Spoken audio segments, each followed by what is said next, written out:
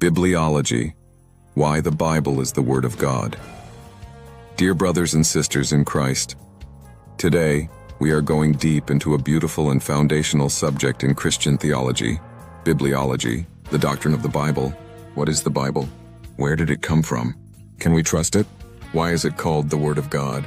Let's explore this together, not as dry information, but as life-transforming truth. 1. What is the Bible? The Bible is not just one book.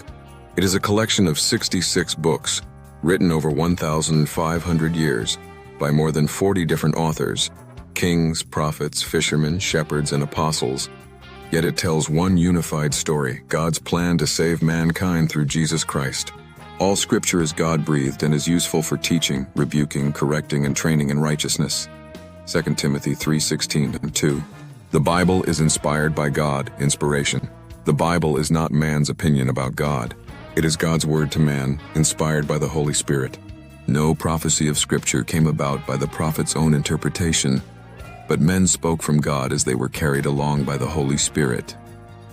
Peter 1:20-21.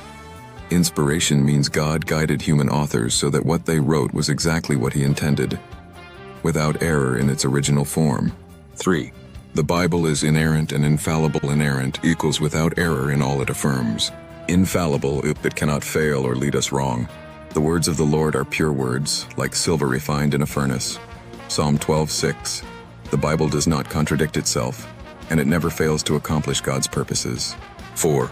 The Bible is sufficient and complete. The law of the Lord is perfect, refreshing the soul. Psalm 19:7. Everything we need to know about salvation, God's nature, Christian living, eternal life is found in the Bible. We don't need new revelations or outside books to complete it. It is complete and final.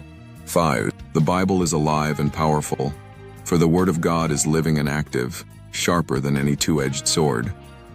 Hebrews chapter 4. The Bible reads you as much as you read it. It pierces the heart, convicts the soul, and transforms lives. 6. The Bible must be studied and obeyed. Do not merely listen to the word, do what it says. James chapter 1:22. Reading the Bible isn't enough, we must apply it. The Bible is our compass for direction, mirror for self-reflection, sword for spiritual battle, food for the soul. Chapter 7. Why bibliology matters. If we lose our confidence in the Bible, we lose the foundation of our faith. If the Bible is not true, then how do we know who Jesus is? How do we know what sin is, or what salvation means? That's why bibliology is essential. It defends the authority,